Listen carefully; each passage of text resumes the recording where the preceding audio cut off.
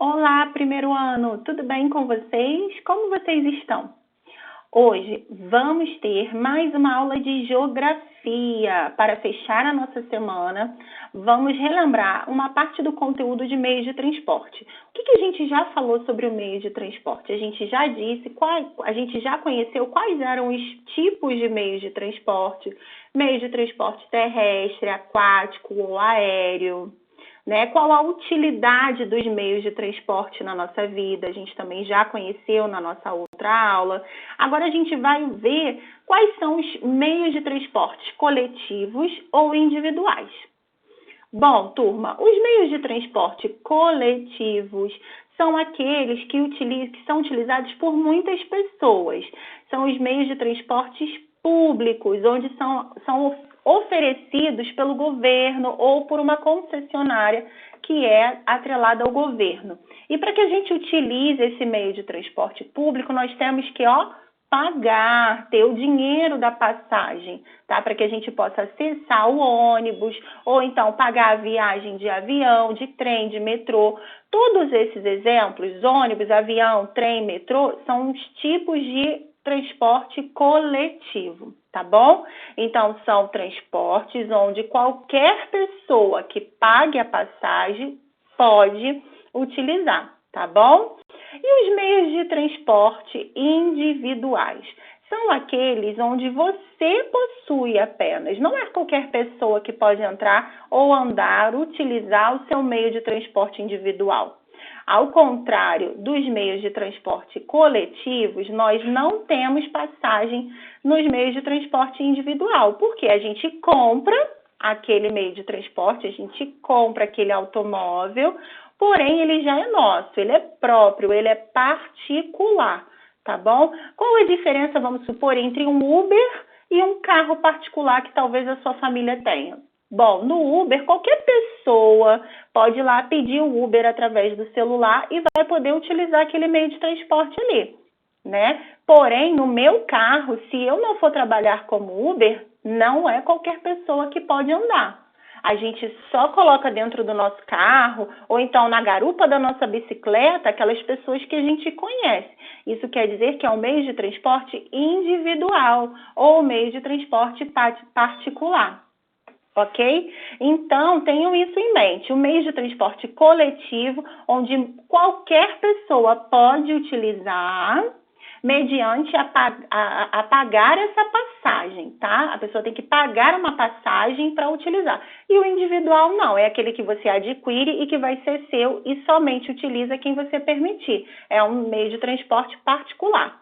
Tá bom? Então, a bicicleta é um meio de transporte individual, a moto, o carro particular, tudo isso constitui meios de transporte individuais, tá bom? Agora vamos passar para uma outra parte sobre o trânsito, que são os sinais de trânsito, o trânsito nos espaços, as sinalizações. Nós temos que prestar muita atenção nos sinais de trânsito, porque eles nos protegem e organizam o trânsito, na verdade, na cidade. Olha lá, de acordo com cada cidade, podemos observar um trânsito mais ou menos movimentado, com mais ou menos sinalização.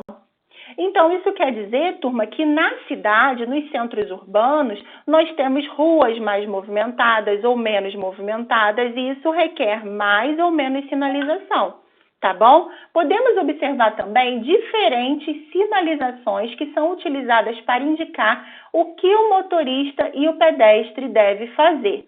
Por exemplo, quando você está lá dentro do carro, ou do Uber, ou do táxi, e você vê o sinal lá no alto, aquele sinal é para dar indicação do que o motorista deve fazer. Bom, e se eu sei que o sinal está vermelho para o carro, isso quer dizer o quê? Que o carro tem que parar.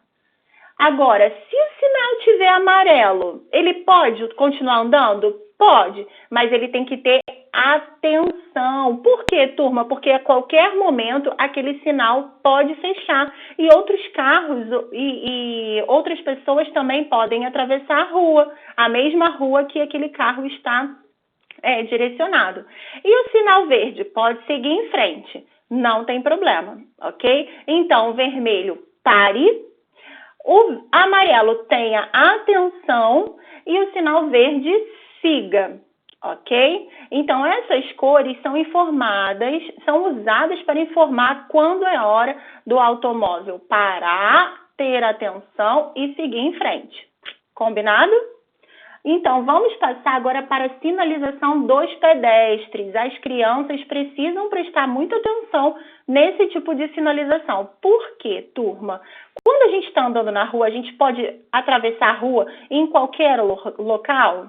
Não. Por quê? Porque nós temos a nossa faixa de pedestre. Ela assegura que você consiga passar com segurança, sem correr risco, para que o carro, quando ele esteja parado, respeite aquela sinalização, tá? Devemos sempre atravessar uma rua ou avenida na faixa de segurança ou na faixa de pedestres e olhar para os dois lados antes de atravessar. Ok? Bom, essa faixa, quando a gente localiza essa faixa, normalmente ela sempre tem o semáforo lá em cima também, próximo a ela. Mas tem alguns lugares onde a sinalização é respeitada, essa faixa não precisa ser acompanhada de nenhum semáforo. Ela já indica que ali é a travessia de pedestres e quando um pedestre para nessa faixa, o carro que já está passando sabe que ele quer atravessar e respeita o pedestre. Certo? Mas como tem alguns lugares onde nem todos respeitam, aí existe o semáforo onde a gente sabe qual é o momento de parar, seguir e ter atenção, tá bom? Para os automóveis. Tem também o semáforo de pedestre.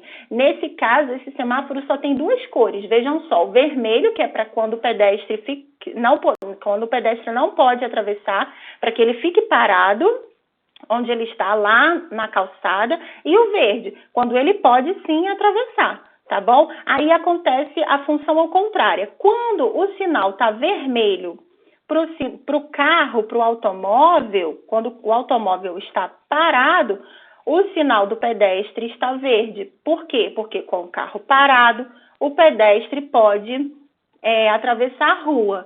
E agora, quando o sinal para o pedestre estiver vermelho, quer dizer que o sinal de veículos, de automóveis, está amarelo.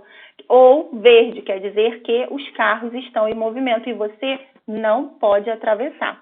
Tá bom, turma? Prestem atenção nisso. Atravessem sempre na faixa de pedestre, olhe sempre para um lado, para o outro, observe sempre o semáforo, para que você não corra risco de vida e coloque também em risco a vida de outras pessoas. Tá bom? Bom, então agora a tia vai deixar mais atividades para vocês fazerem, concluir esse conteúdo.